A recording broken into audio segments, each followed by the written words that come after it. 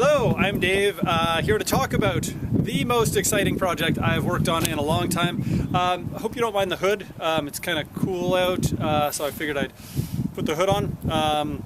It's kind of windy too a little bit. It just kind of keeps cutting. Anyhow, the most exciting project that we've done in a very long time, if ever, and I say that because having worked with the Dead now for 18 years, this is a project I never thought would happen. And I'd always wanted to, but I just never thought it would. And I know we've said most exciting project ever about a lot of projects, and I can think of the Europe 72 project, the 30 trips around the sun. Veneta, Oregon was an extremely exciting project, another one of those things we didn't think would happen because we didn't own the film at the time, but we worked out a deal. And this is one of those things that, you know, if you're watching this, you know what I'm talking about. Cornell. And not only Cornell, but also New Haven, Boston, and Buffalo. The two shows that precede Cornell and the next night, all of which a case can be made is better than the others. Which is to say each of these can be considered the best of the bunch.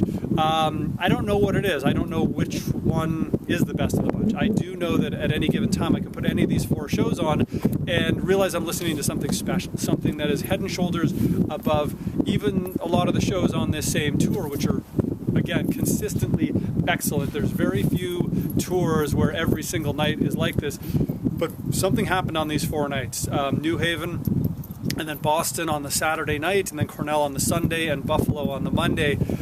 Every one of these shows, and when we released the previous May 77 box set, which was the next 5 nights, May 11th in Minnesota, and then two in Chicago, St. Louis, and then Tuscaloosa, Alabama on May 17th, we said these are phenomenal shows, and they are, but they're not quite what the previous 4 nights are. But unfortunately we don't have those, so we can't release them. So we're going to release, I don't want to say the next best thing, because they are incredible. I don't want to disparage or downplay how great those 5 nights are, but there's something special about these shows. So very exciting. As I mentioned, Cornell, it's finally coming out. This is without a doubt the most requested show we have in the Grateful Dead history. It's a show that Deadheads have been asking for really since the moment it started circulating, I think. Since the moment the Dead started doing archival releases in the early 90s. The first Dick's Picks was in 93, the first From the Vault was in 91. Cornell was on the top of this list. And to this day, again, after 18 years, almost 20 years, this is the show that to this day I still get requested. I got an email yesterday morning to my vault@dead.net account saying, hey, any chance you're ever going to do Cornell? It'd be really great. I still get these all the time. So I'm going to actually email that person and send them a link to this video, which is say, yes, we're doing Cornell. So a little background. So about 4 years ago, the people who have the Betty boards, they contacted us and said, we'd love to get these home, and would you be interested? And we said, well, of course, we'd love to have them. And so we took a lot of time working out the arrangements to make it happen, a lot of little details, stuff that's out of my kind of wheelhouse. But in the last 18 months, the two people in particular, we've been working with Rob and Prescott, and myself, and then the team at Rhino and GDP, we had one central goal, which is get these tapes home, make them accessible to people.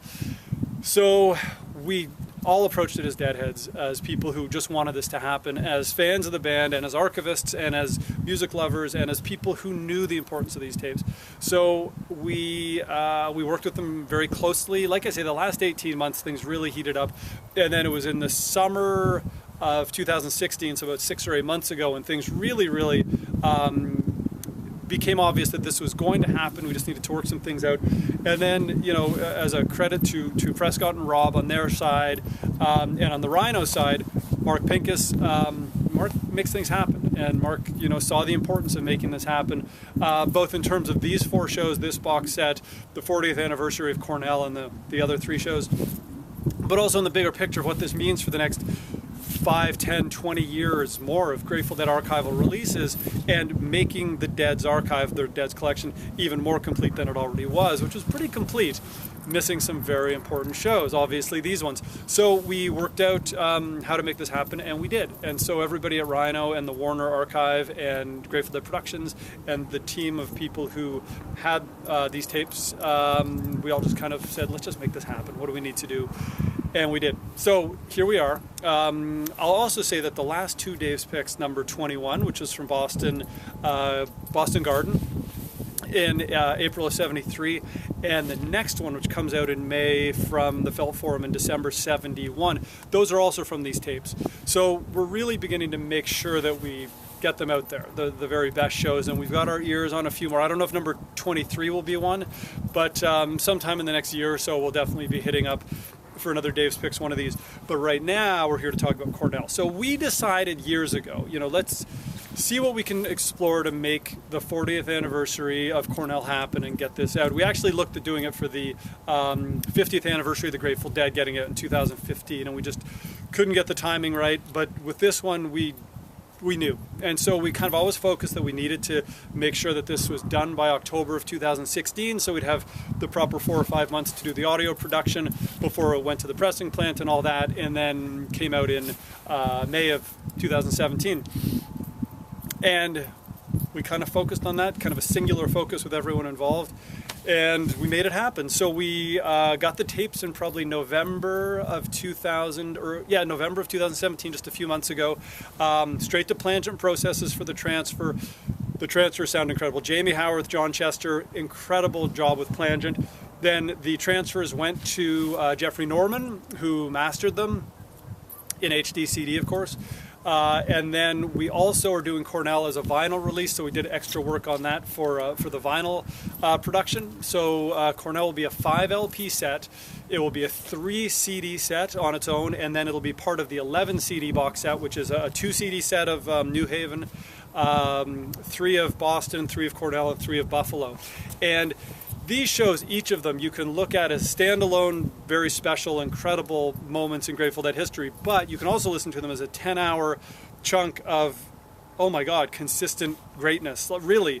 New Haven, I've heard a lot of Deadheads, including one Deadhead in particular, a friend of mine who is very well versed in Grateful Dead music, and he's actually quite famous. He's very highly regarded in Grateful Dead circles. Has always considered New Haven to be the one, to be the big one. And I can hear what he's hearing. But then I go and listen to Boston, and I hear The Eyes of the World and the Wharf Rat and the incredible first set in Boston, the Peggy-O and the Music Never Stopped and the Bertha, and it's a great Minglewood, and on, Tennessee Jet. Boston has some great music, but that second set with the Wharf Rat, the Eyes, the Terrapin Station, listen, some of these Jerry songs are some of the best Jerry songs ever. There's a great Friend of the Devil in the second set in Boston. Then you've got Cornell.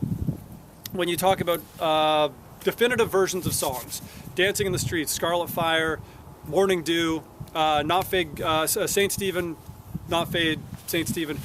The versions played at Cornell, I think, and I would call them definitive versions of all of those songs. And then you've got Buffalo, Help Slip Franklin's. You got this Music Never Stopped in that first set. A Cassidy in Buffalo. There's a Cassidy in '77. Wow, it was so tight. But the one in Buffalo. And then the second set with the first ever estimated profit that went into something. Remember, estimated profit was only, I don't know, 4 months old at the time. But up until this version in Buffalo had never gone into anything. It was just a little standalone 8 or 9 minute song.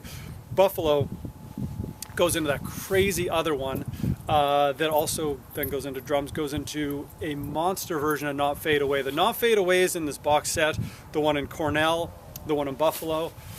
God, I love them. They're so good. And then Comes a Time. And the Comes a Time in Buffalo is truly...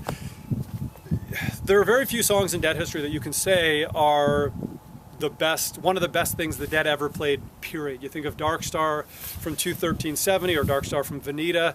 You think of Scarlet Fire, Morning Dew from Cornell, and you also think of Comes a Time from Buffalo as a song that, of the thousands, how many songs did the Dead play? 40, 50,000 maybe? I don't know, a lot. A lot. Tens of thousands of songs. Comes a Time would certainly be one of the best standalone single song performances ever. And then the Uncle John's Band, oh my God, Buffalo. This is a good box set. So when I started working for the Dead, people started asking, hey, when are you going to release Cornell? What about Buffalo? What about New Haven? What about Boston? We always have to say the answer, we don't have the tapes. And now we do. And we have a lot of going through all the Betty boards that have come back. We've got to go through them. We've got to do some preservation work on them. We are probably going to rehouse a lot of them into new, cleaner boxes. A lot of the story of these tapes is quite well known. You've probably heard about the goat farm. But we plan to really do a good preservation job on these, back them up when needed, but certainly get them into new housing, which is to say new boxes in some cases, get them stored properly, and then over the next, like we've talked about, 5, 10, 20 years, get some of the best ones out. And like I say, the next Dave's Picks after the Felt Forum in 71, I don't know what it's going to be. I don't know if it's going to be one of these tapes, but over the next year or two, you'll definitely see more of them. We've got some big ideas. And even when we started the process of bringing these tapes home 3 years ago, 2 years ago, more pointedly about 6 months ago, we really started thinking of specific projects we could do. And there are a lot. As an archivist, and a deadhead and a producer, it's exciting. We've had tapes come home. We've had the houseboat tapes. We had some 69, 70 stuff from one of the roadies come back. We've released a couple of those, that December 69 material, St. Louis 70, things like that. But those were small batches, anywhere from 10 to 15 reels, 20 reels. This was several hundred reels. This was almost 100 shows. This was a lot of really good Grateful Dead music. Coming back to the vault, really helping complete the collection in a lot of cases. Now, May 77, we have every show. The only show from 77 now that we don't have in the vault is the Forum in Los Angeles, in Inglewood, June 4th of 77, I believe. I'm trying to do the math. No, there's one other one. So 2 shows from 77 now are not in the vault, but everything else is. 76, a whole bunch came back. 77, 78, some 71, 72, 73 stuff that really completes a lot of little gaps in the collection. It's really exciting. Again, my passion for the Dead's music has never waned. It's always been extremely high. It's the art I love. I don't want to say rejuvenated because that would indicate that it's waned. It hasn't, but there's something special going on in the Dead archival world now that over the next few years, I think we're all going to benefit by getting to hear these in this pristine quality. The package design of our new box set by Masaki, the guy who did the first May 77 box, did the same thing with this one, but even better, even nicer. And that first one is, to me, one of the most intricate box sets we've ever done. This one is even wow-er. It's incredible. So check it out. So if you're watching this, you can go to dead.net, get all the information, the track lists, the formats. Like I say, Cornell will be on CD as a standalone 3 CD set. Cornell will be on a 5 LP set. And then the 4 shows, New Haven, Boston, Cornell, and Buffalo, will be an 11 CD box set. Limited edition, and my guess is it will sell out. It's such a good project and such a sought after and highly regarded and highly requested project. I imagine it will sell out, so probably pick it up sooner than later. The vinyl is, the Cornell vinyl is limited edition, and the Cornell CD is not limited, so you can get that probably anytime. So, it's kind of cold out here, so I'm going to wrap this up, but we're going to do more of these videos over the next little while. We're going to put samples up on DeadNet. We're going to do some specials on SiriusXM. If you don't subscribe to SiriusXM, check that out. There's a lot of good stuff happening on there. So we're going to make a lot more of this music heard over the next couple months, and then it gets released in, you'll see this on DeadNet. I'm thinking it's early May, but it's really... really check it out. This is, to me, once again, I say this often, but as an archivist and as a deadhead and a person who helps get to produce these things, this is the most exciting project I've worked on. This is the one that I've wanted to do, but I never thought would happen. And so the fact that it's happening now, 40th anniversary of Cornell, wow, exciting time. So thank you for listening, and check it out. It's available now at dead.net. And it's a really good one. So, let's see. Nice calm out today. Thanks for listening. I'm Dave, and check it out. May 77, New Haven, May 5th, Boston May 7th, Cornell May 8th, and Buffalo May 9th, 1977. 4 of the most sought after Grateful Dead shows ever played, ever recorded, are now released finally on CD and other formats. So check it out. We're excited. I hope you are too. I'm really excited about this one. Like, this is, it's been hard to contain my excitement and not talk about it too much because we wanted to surprise everyone with this big announcement. So thanks for listening, and we'll see you around.